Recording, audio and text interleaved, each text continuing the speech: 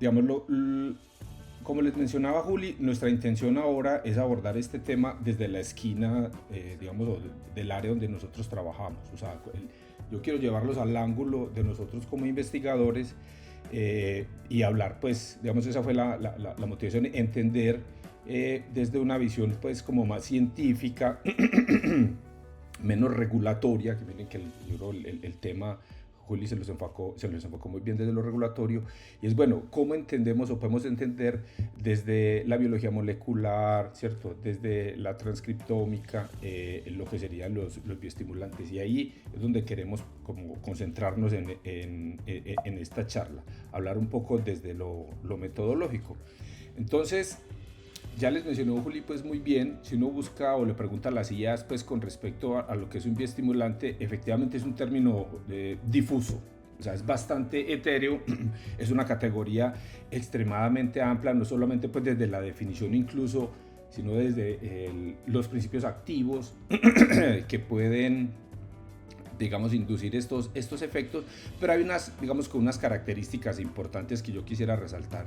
Claramente la intención es que haya una mejora, ¿cierto? Para los agricultores sería una mejora en productividad, ¿cierto? Para los agrónomos una mejora, no sé, en los tiempos digamos, de desarrollo de las plantas, ¿cierto? De la obtención de esas características deseables en esas plantas.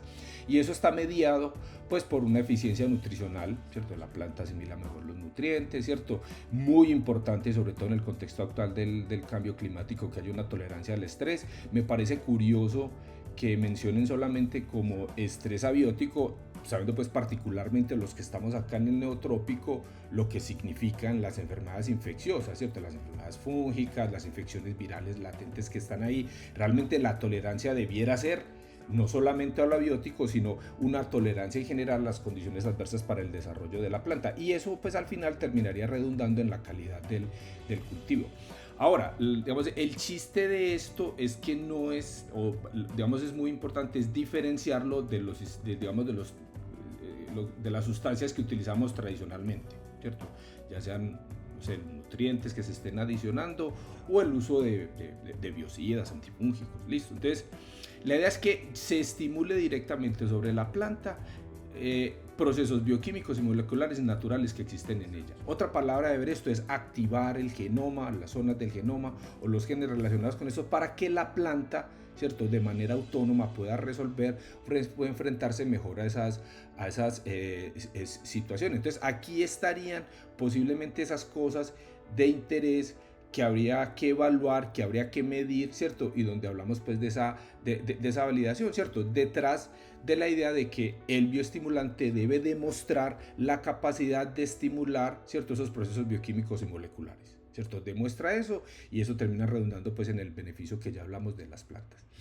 Hay una lista muy larga de categorías con principios bioquímicos o moleculares muy diversos, desde microorganismos, si estamos hablando de hongos o bacterias, hasta moléculas orgánicas, ¿cierto? Y tenemos extractos de algas, ¿cierto? Tenemos, no sé, polímeros aislados de animales marinos, pues como el quitosano, tenemos extractos de plantas y más recientemente se están haciendo formulaciones donde se están empacando en nanopartículas algunas de estas sustancias. O sea, es un sector bastante activo, ¿cierto? En el que hay mucho interés por la promesa pues, que nos está dando de mejorar la calidad de los cultivos y reducir temas asociados con la degradación de los suelos, bueno, y digamos y otros temas asociados a contaminación, pues intentando que toda la agricultura sea más sostenible. Entonces, bueno, entonces si estamos hablando de que se tiene que estimular y mejorar esos procesos bioquímicos,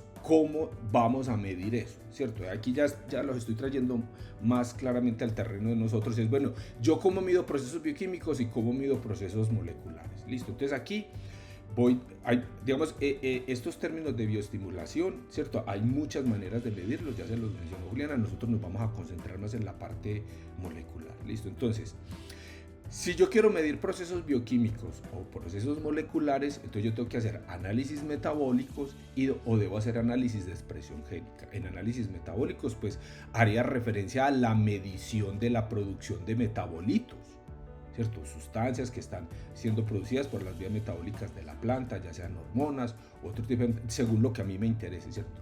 O puedo estar midiendo cambios en la expresión génica, es decir, activación de genes que van a producir RNAs mensajeros, que a su vez van a producir enzimas o proteínas, que van a terminar favoreciendo la acumulación o la producción de esos metabolitos de interés. Entonces son dos caras. Yo puedo medir el metabolito directamente o puedo evaluar la activación del programa celular dentro de la planta, dentro del tejido que está siendo blanco de la estimulación, que debe terminar con la producción de ese metabolito y entonces confiriendo esa característica general pues al organismo. ¿Listo? Entonces, hacer los análisis metabólicos es un camino, normalmente no se toma ese camino, es un camino difícil, costoso, es muy difícil, además por la cantidad de metabolitos. Históricamente ha sido más fácil y pues claramente válido la evaluación de los cambios en la expresión génica. Ahí es donde hemos encontrado que se ha avanzado más. Listo, de eso lo venimos trabajando desde el desarrollo de tecnologías como la qPCR, incluso pues desde los microarrays. No vamos a hablar de los microarrays porque pues, en mi laboratorio pues lo consideramos una técnica obsoleta. Nosotros vemos que donde se sigue moviendo más es en qPCR y en transcriptómica, a la cual pues vamos a hacerle más fuerza y les vamos a contar por qué. Entonces, hablando de los temas de la expresión génica, quiero recordarles, ¿cierto?, el dogma central de la biología molecular. Recuerden que esto es una cosa que traemos desde los 70s, sigue siendo vigente, y es el genoma es una colección de genes, ¿cierto? Recuerden que el genoma son unos cables, los cromosomas son unos cables y los genes son segmentos dentro de esos cables. En cada uno de esos segmentos, ¿cierto?, ese gen tiene un elemento regulador que se llama el promotor, ¿cierto? Es como el elemento que le dice a la planta: vea que hay un gen, préndalo o apáguelo, ¿cierto? En aquellos que se pueden prender y apagar.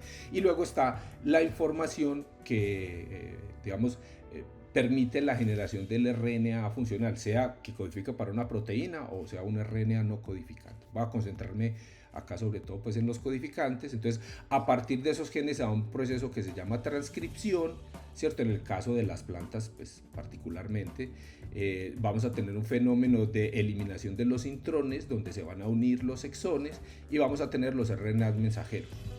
Eso es el otro proceso, pues, y termina siendo RNA mensajeros maduros, los cuales van a ser traducidos por los ribosomas y nos van a generar las proteínas, ¿cierto? Ya sea una enzima, un factor de transcripción, ¿cierto?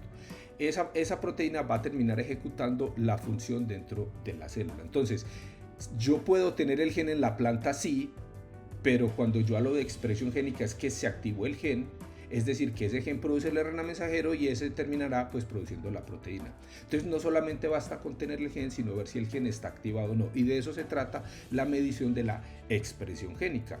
Entonces, nosotros podemos observar en las plantas, volviendo al tema de los bioestimulantes, que algunas de estas sustancias son capaces de inducir, de activar, de prender, ¿cierto?, de aumentar la tasa de expresión de esos genes, aumentando la cantidad de RNA mensajero que produce. Y ese sería un poco como el core de lo que estaríamos discutiendo aquí. Si la sustancia es una sustancia bioestimulante que favorece esos procesos bioquímicos o moleculares dentro de la planta, nos debe estar activando genes.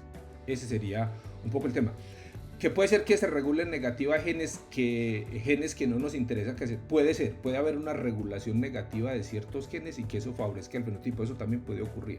Pero yo voy a concentrarme sobre todo en lo que es activación. Queremos, como mencionábamos en la introducción, queremos activar producción de ciertas hormonas, activar la expresión de RNAs que codifican para enzimas asociadas con el control del estrés oxidativo, o activar enzimas asociadas con la remodelación de la membrana o la pared celular, ¿cierto?, dándole fluidez, mejorando la señalización y la respuesta de la célula. Listo. Entonces, volviendo aquí, esa regulación de la expresión génica tiene que ver es con evaluar la velocidad a la cual el gen está produciendo RNA mensajero, qué cantidad de RNA mensajero está produciendo. Y aquí quiero hacerles otra claridad. Recuerden que en los genomas nosotros tenemos genes que tienen la capacidad de ser regulados, se llaman genes constitutivos, pero hay genes que tienen la posibilidad de ser prendidos o apagados, o que su actividad transcripcional, o sea, cuánto RNA mensajero producen, puede ser modulada. Es como una ¿cierto? Como un botón, ¿cierto? Una perilla que yo la puedo girar, entonces yo puedo producir poco RNA o mucho RNA. Entonces tenemos genes constitutivos sobre los cuales no opera regulación, que suele ser una cantidad considerable, y puedo tener genes regulados de se prenden o se apagan, o que se aumenta o se disminuye la cantidad del RNA mensajero que se produce. Listo, entonces digamos, el chiste de esto está en evaluar, en medir esa regulación de la expresión génica, y ahí podríamos conectarlo con el efecto benéfico. ¿Cuántos genes hay que evaluar? Listo. Recuerden que las plantas son organismos muy complejos, Juliana ya se los mencionó. Digamos que uno de los temas aquí es que esa medición de esos cambios en la expresión génica requiere la evaluación de decenas de miles de genes. Son muchos genes. No todas las plantas tienen ni la misma cantidad de genes, ni los genes son iguales. Pues hay unos genes conservados, pero hay mucha variabilidad, sobre todo en el metabolismo secundario, incluso en los sistemas de defensa innato también hay diferencias. Entonces, dependiendo mi planta, la cantidad de genes que yo tenga que evaluar puede ser mayor o menor, pero en todos los casos estamos hablando de decenas de miles de genes, como están apreciando pues ahí en la diapositiva. Entonces, ¿cómo medimos? ¿Cómo medimos esa variación en la expresión génica? Entonces les decía que desde que se desarrolló, digamos, entró con mucha fuerza la PCR cuantitativa, estamos devolviéndonos aquí a finales de los 90, principios de la década del 2000, ¿cierto?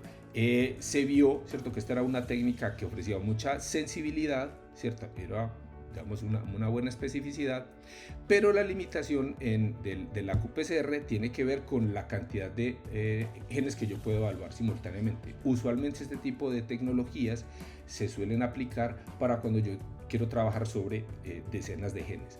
Ya a partir de la década del 2010, recuerden que el primer secuenciador NGS aparece a mediados de la década del 2000, con la primera versión del 454, ya a finales de esa década aparece el Illumina. El Illumina ya en la década del 2010 se posiciona como la tecnología dominante, la cual sigue siendo dominante pues a la fecha, la fueron mejorando, desaparecieron pues muchas de las otras máquinas, y esto abre una nueva ventana a lo que pues llamamos como la transcriptómica por RNA-seq.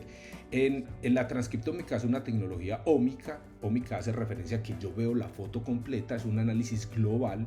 Entonces yo ya no evalúo decenas de genes, sino que puedo evaluar virtualmente todos los genes que está expresando cierto tejido en un momento. Y aquí estamos hablando de que vamos a evaluar perfectamente decenas de miles, pues 20, 30 mil, 50 mil genes, dependiendo del diseño experimental y la profundidad de secuenciamiento. Entonces aquí pasamos de la qPCR claramente es una tecnología probada, validada y buena, pero que tiene la limitación de que se utiliza es para grupos de genes pequeños, y la transcriptómica es la herramienta que me permite ver la foto completa.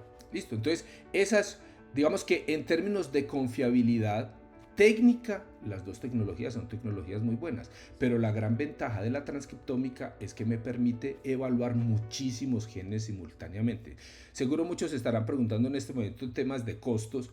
Miren, en este momento para laboratorios que hacen de rutina transcriptómica como el mío, no hay una diferencia en tema de costos en un proyecto. Si yo voy a evaluar unos 20 o 30 genes por qPCR que por transcriptómica, la inversión es la misma, pero la diferencia pues en potencia experimental pues salta a la vista. Entonces vamos a entrar ya directamente al transcriptoma, que es el tema que les quería mencionar. Entonces, cuando yo evalúo, a mí me gustan mucho las imágenes. Listo, ¿cómo se ve un transcriptoma? Les voy a poner una gráfica y voy a esmerarme aquí en explicárselas. Entonces miren, cada uno de esos puntos, ven muchos puntos ahí hay más de 40.000 puntos, ¿cierto? Eso es un transcriptoma de un tejido, de una hoja, de una planta. De hecho es de un cultivo de una especie pues, que produce flores, es de interés industrial. Entonces, en el eje X estaría la longitud del transcrito. Recuerden que los genes, hay unos genes largos y hay unos genes más cortos. Entonces los RNAs mensajeros que se van a producir a partir de esos genes también van a ser más largos o más cortos. Entonces ahí se están viendo qué tan largo es el transcrito. Si me desplazo más en el eje X hacia la derecha serían transcritos más largos. Hay genes o RNAs mensajeros muy largos, de 20 a 30 mil bases, listo, incluso algunos. Y hay otros mucho más pequeños, ¿cierto? Hay genes más pequeños, incluso los no codificantes son muy pequeños que pueden estar por debajo incluso de las 100 bases. Entonces el eje X tiene que ver con esa longitud del transcripto. Y en el eje Y estaría la abundancia relativa, es decir, con qué cantidad de transcritos tienen en ese momento las células para cada uno de esos RNAs. Entonces ahí estamos viendo lo mismo, que hay una variación donde vemos que hay unos RNAs que son muy abundantes, entonces se alejan del cero en el eje Y, esos serían genes que tienen unas tasas de expresión muy altas, ¿sí o qué? Y genes que se expresan a tasas más bajas.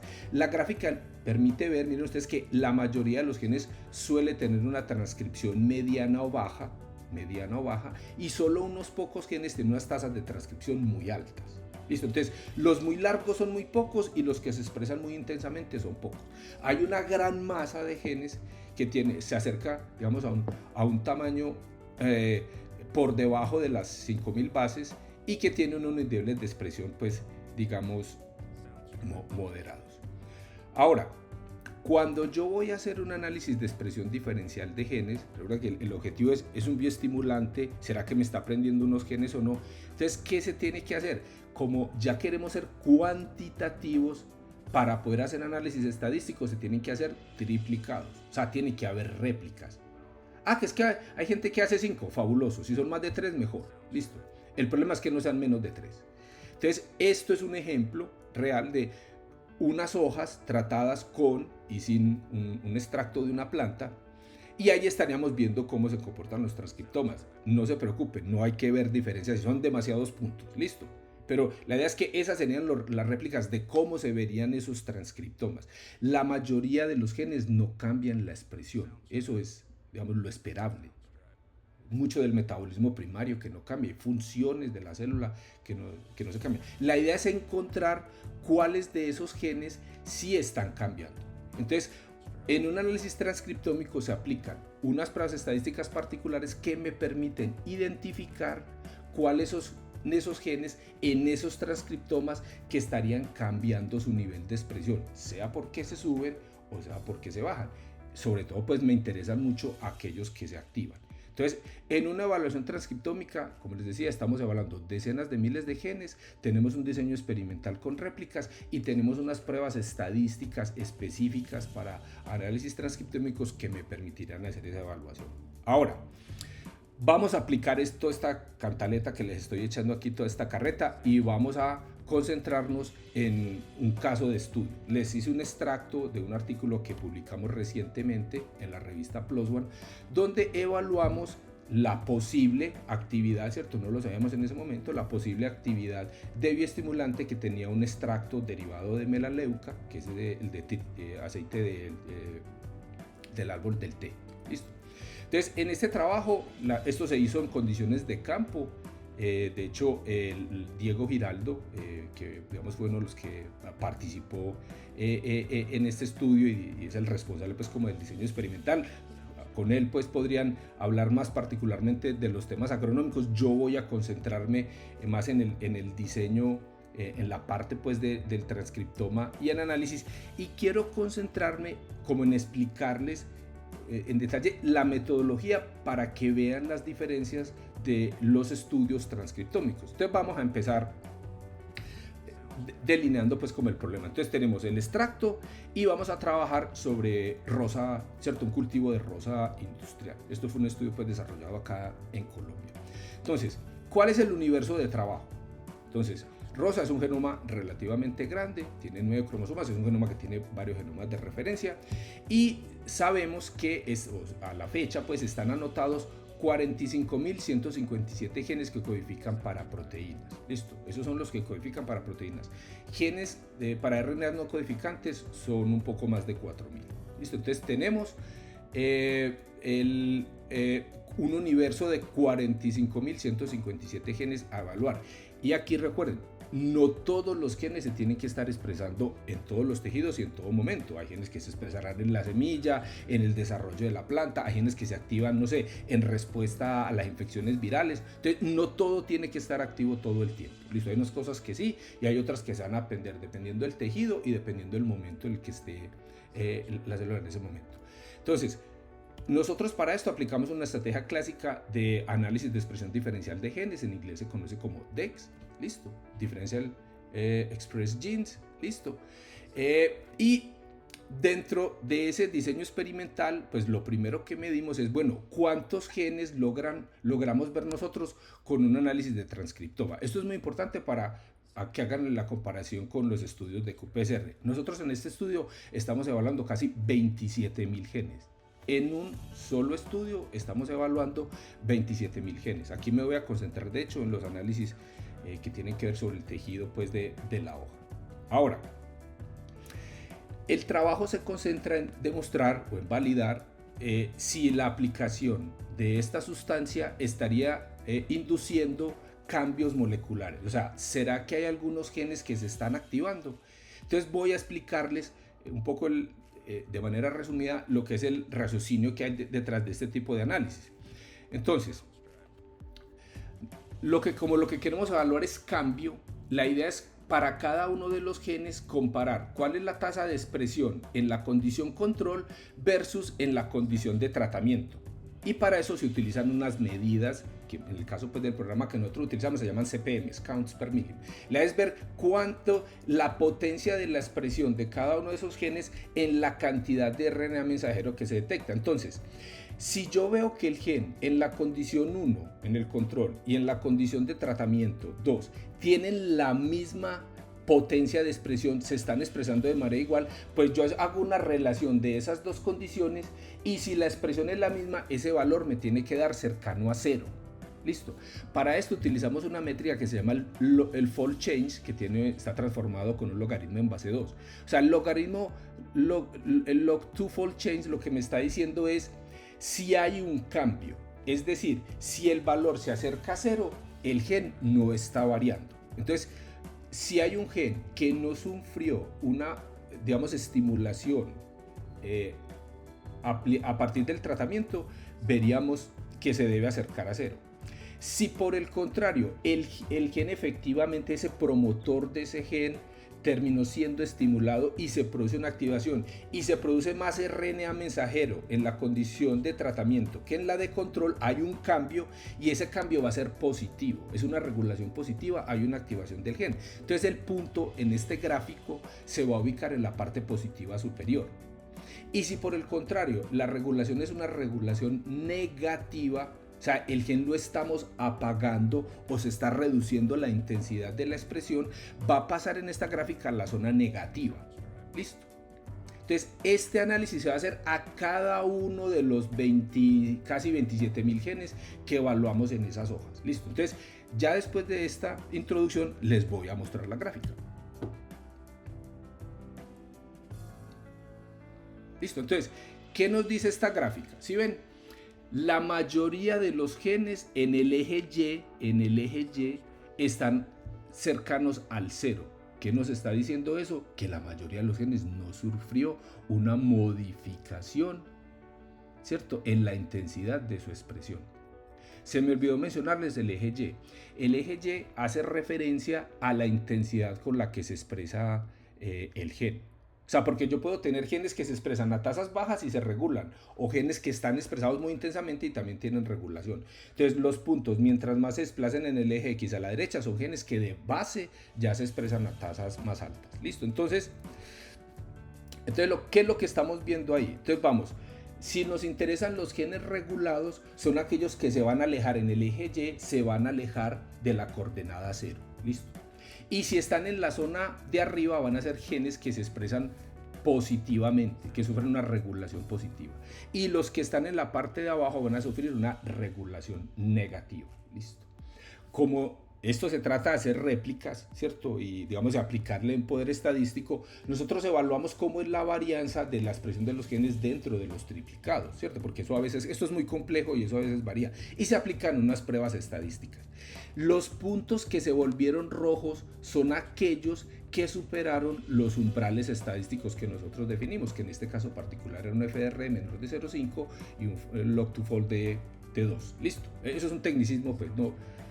Pero la idea es, entonces, aquellos puntos que yo veo que se ponen rojos en esta gráfica, yo de manera decidida los marqué así pues para que fuera más fácil, los identificamos como genes que sufrieron una regulación positiva y que la estadística nos está avalando esa regulación. Entonces ahí tendríamos, entonces si yo leo este experimento, hay un punto abajo, no sé si lo alcanzan a ver, rojo, abajo hay uno que nos pasó la prueba estadística.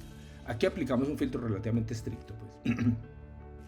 Entonces, los otros puntos negros que se alejan pero que no están rojos es que no nos cruzaron el umbral estadístico, o sea, muestran que hay un cambio, pero se ve que la varianza en la expresión es tan alta que, digamos, la estadística nos los deja que no nos pasa el umbral, ¿listo? Pero entonces nos vamos a quedar con aquellos que marqué en rojo, ¿cierto? Y que están, digamos, como regulados en ambas direcciones, ¿listo? Si yo miro esta gráfica así, entonces uno que ve que hay un montón de genes que se activan. Hay uno que se regula negativamente y hay 20 y pico, no me acuerdo si son 22 o no me acuerdo, son más de 20 que tienen una regulación positiva. Entonces aquí estaríamos, esto, ¿cierto? Esto sería un efecto de estimulación de la expresión génica, ¿cierto? Eso que estábamos hablando al principio. El producto, lo que sea, es capaz de inducir un cambio molecular, en este caso en la expresión génica, sí, y se están activando unos genes. Vamos, aquí queda claro esa capacidad que tiene. Un producto que sea incapaz de generar eso, pues no me va a sacar estos gráficos. Yo no voy a poder ver que se están, ¿cierto? Genes que están cambiando la expresión génica y que no superan pues esos umbrales estadísticos.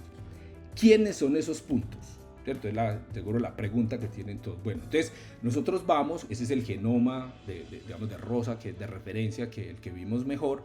Ya se tienen identificados cuáles son los nucleótidos, ¿cierto? Los aminoácidos que traducen, y hay una anotación, pues ya, una anotación es una asignación informática de cuál sería la función que ejecutaría la proteína que es traducida a partir de eso. Estos serían los genes que tienen regulación positiva. Efectivamente tenemos unos que son hipotéticos, ahí los ven, pero tenemos una señal intensa de ciertas enzimas. Seguro si lo miran por encima van a ver que hay una lista considerable de enzimas, a pesar pues, de que tenemos genes hipotéticos.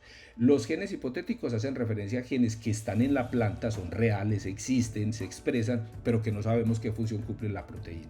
Listo, eso lo desconocemos todavía. Entonces estos son los que tienen una regulación positiva y este es el único que tenía una regulación negativa. Entonces ahí estamos ya en la fase de si hay estimulación, si hay unos genes, ya lo que estamos es poniéndole cara a esos genes. Esta es una gráfica, se llama un heatmap, seguro ya lo habían visto, donde vemos cada uno de esos genes, cómo se da el cambio en la abundancia. Listo. Entonces estamos viendo, aquí está en el heatmap, vemos en color la regulación, ¿cierto? Entre rojo y azul.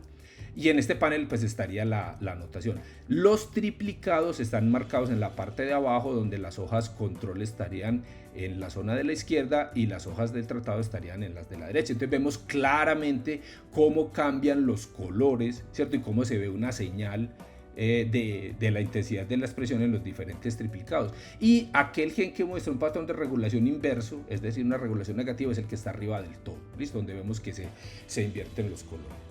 Entonces, bueno, si hay regulación, hay mucha estimulación de muchos genes y ya tenemos unos nombres, ¿cierto? Tenemos unos nombres de unas proteínas, de unas enzimas. ¿Cuál es el siguiente paso? ¿Cierto? Que volviendo al tema de la introducción, la idea es inducir cosas de interés, ¿cierto? Para la planta, características benéficas, tolerancia, todo eso que vamos a hablar. Entonces uno coge toda esta información y la contrasta con los volúmenes que tenemos de todas esas tesis doctorales que se han hecho durante décadas, ¿cierto? Por cierto, gracias a todos esos estudiantes de doctorado, ¿cierto? Que han invertido sus años ahí, han dejado ahí gran parte de sus vidas en generar la información que nosotros utilizamos ahora para darle interpretación a esto. Entonces, ¿qué es lo que nosotros estamos viendo?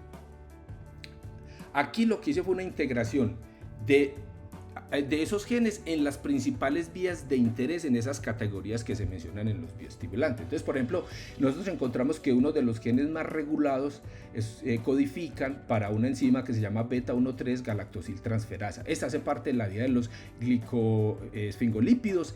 Estos glicosfingolípidos, recuerden que son muy importantes para darle fluidez a la membrana plasmática, y esa fluidez en la membrana plasmática tiene que ver con la capacidad de con sensar el medio externo, sensar el estrés y dar una respuesta rápida por parte de la célula. También encontramos otras enzimas asociadas con membranas y con pared celular, las pectinasas, pectinmetiltransferasa y fosfolipasa. La fosfolipasa es una enzima que suele estar asociada con la agregación de fosfolípidos y también participa, dentro de otras funciones, en la señalización celular. Entonces, estas tres, que son de hecho unas de las más reguladas, estarían participando en la modificación de la membrana y la pared celular, aumentando la fluidez, la estabilidad y mejorando la capacidad de la célula de responder ante los estímulos. Listo.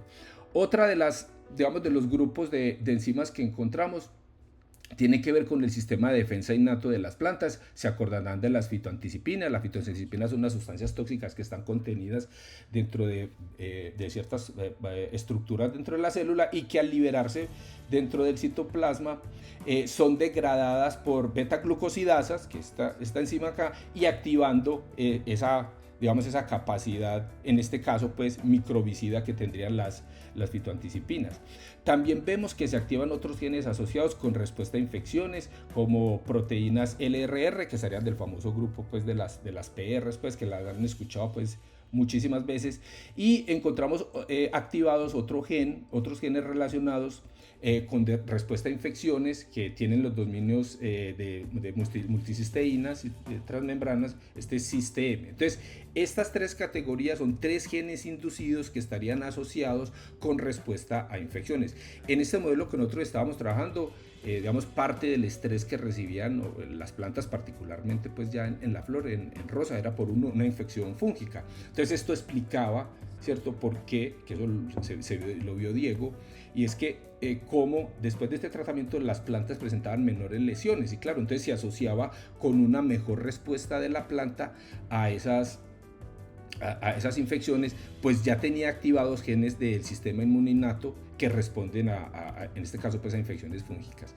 Y la otra categoría que vemos de interés y que la mencionamos en el principio es el aumento de la expresión de genes relacionados con vías que tienen que ver con el control del estrés oxidativo. Recuerden que el estrés oxidativo en las plantas pues tiene que ver con la producción, no únicamente, pero sobre todo con sustancias derivadas, con oxidantes derivados del oxígeno, que vienen de la respiración mitocondrial. Recuerden que se producen superóxidos que se pueden volver peróxidos. Y la otra cosa es cuando la planta detecta una infección, tiene unos sistemas que a partir de NADPH producen anión superóxido. Ese es un sistema de defensa para atacar, por ejemplo, hongos, pero que tiene la consecuencia de que mata la célula.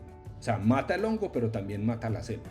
Entonces, si yo tengo un sistema mejor preparado para ese estrés oxidativo, ya sea endógeno o de respuesta pues, a las infecciones, pues evitaría la muerte de células en el tejido. Y aquí encontramos estas enzimas asociadas con eso, como la citoquinina deshidrogenasa. Bueno, y en general estas, pues particularmente esta enzima que participa en la biosíntesis de la vitamina B6, que se sabe pues que es un potente antioxidante, pero entonces en general esto estaría aumentando la tolerancia al estrés oxidativo y a la muerte celular programada, listo, evitando pues la muerte prematura de células en la planta. Entonces bueno, aquí digamos con esto quería como contarles desde ¿cierto?, de cómo se puede aplicar el transcriptoma y cómo termina esto, ¿cierto? No solamente pues como en la validación, sino en entender cuál es el efecto que está teniendo esa sustancia sobre la planta. Quiero hacer énfasis en que así como las categorías de bioestimulantes son muy distintas, ya lo vieron, no tiene nada que ver un extracto de una planta, un polímero como el quitosan o un microorganismo, ¿cierto? Eso no tiene nada que ver, eso no necesariamente va a activar las mismas vías, ¿cierto? Que a veces yo suelo, como tienen una sola palabra que es bioestimulante, pareciera ser que es que el bioestimulante todos tienen el mismo efecto. No, ni siquiera va a tener el mismo efecto entre diferentes especies de plantas, porque es que los genomas no son iguales. Entonces, digamos, las respuestas van a ser distintas dependiendo del bioestimulante, ¿cierto? De un montón de condiciones, ¿cierto? Pero también particularmente de la especie. Entonces, quiero cerrar pues ya aquí, que quiero pues como quisiera que se llevaran para después de esta charla, es que está claro pues que hay una intencionalidad de una categoría de productos nuevos, pues que serían los bioestimulantes, y muy importante es que se quiere establecer una diferenciación con las sustancias que se utilizaban tradicionalmente, ya sean fertilizantes u otro tipo de sustancias para controlar microorganismos. Listo. La idea es que el biofertilizante lo que tiene que hacer es estimular algo en la planta. Y si yo lo que quiero es estimular algo en la planta, la medición tiene que ver es con una medición de un cambio en la planta, que en este caso pues nosotros pensamos pues que una alternativa definitivamente es la evaluación de esos cambios moleculares. Y que nosotros podemos medir con estrategias como el transcriptoma esos cambios en la expresión génica de enzimas o de ciertas vías metabólicas, ¿cierto? Como dándole una base sólida a esa promesa, cumplir esa promesa de los cambios bioquímicos y moleculares que están ocurriendo ahí. El bioestimulante entra, digamos, en esta nueva tendencia que queremos una agricultura más sostenible. Está claro, esto es una, digamos, a nosotros nos emociona bastante este tipo de proyectos en el laboratorio. De hecho, por eso pues trabajamos en esto, porque pensamos que esto es una alternativa muy buena, y la transcriptómica se convierte en una herramienta costo efectiva y de validación rápida, ¿cierto? Porque se pueden tener, no sé, modelos donde yo tengo que esperar hasta el final de la cosecha, no sé cuánto tardará la cosecha de la planta, pero son ciclos muy largos. Estos son experimentos que podemos hacer en meses. Digamos, aquí el tema es tener optimizado el proceso de extracción de RNA. Cuando se tiene en meses, se tiene la respuesta. Entonces se pueden hacer evaluaciones más rápidas y de diferentes categorías de productos en condiciones de campo. Listo. Digamos, nosotros somos enfáticos o defendemos pues más bien el tema de la transcriptómica, como les decía, al haber, digamos, tener esa, digamos, las plantas tener tal complejidad molecular y esa cantidad de genes que hay que hablar y que no es extrapolable todo, las estrategias de qPCR pueden ser riesgosas, porque puede ser que sí haya un cambio, pero no necesariamente estoy evaluando el gen que yo pensaba que tenía que ser el regulado. Las vías metabólicas en plantas son complejas, hay muchos parálogos. Entonces, claro, la transcriptómica, digamos, en nuestra experiencia, ¿cierto? Pensamos que es la herramienta más costo efectiva, porque independiente de que yo tenga unos genes en la cabeza, ¿cierto? Puede ser que esos genes no se regulen. El hecho de que estemos evaluando decenas de miles de genes simultáneamente nos puede permitir ver la respuesta en otro lado y entender más de manera sistémica cuál es el efecto que está teniendo de manera global sobre la, digamos, sobre esa estimulación del programa molecular de la planta. Y bueno, nuevamente pues decirles que esta es una herramienta, a pesar pues de lo compleja que pueda parecer, que llevamos muchos años aplicándola en campo. Este experimento que yo les acabo de mostrar se hizo en un invernadero que era de producción, se hace en condiciones industriales, ¿cierto? O sea, es bueno hacer estas cosas en laboratorio, fabuloso, ¿cierto? En condiciones controladas, pero a veces es muy difícil extrapolar eso a lo que ocurre en el campo. Digamos, en la experiencia que nosotros tenemos es viable. Esto se puede hacer en campo y nosotros le damos muchísimo más valor a que este tipo de experimentos se haga en las condiciones reales de producción. Y lo mismo, no es lo mismo hacerlo, no sé, en Holanda o en Corea, ¿cierto? Hacerlo en Cundinamarca, ¿cierto? O hacerlo en el Valle. O sea, es muy importante hacer la evaluación en el contexto real donde están sembradas esas plantas. Cuál es ese suelo, la microbiota, el régimen que yo tengo de décadas de atrás de tratamiento del suelo y con las modificaciones que le he hecho. O sea, eso hay que evaluarlo ahí. Y también a veces hay pequeños cambios, pequeñas mutaciones que se van fijando en las plantas que la mía, así aparentemente sea la misma variedad, no es exactamente la que tienen sembrada en otro sitio. Entonces estas evaluaciones es una herramienta que se va a hacer en campo y eso te acerca al efecto real que tendría este tipo de productos pues digamos, en condiciones regulares de uso. No quiero extenderme más, quiero pues nuevamente darle las gracias y abrir el espacio a las preguntas.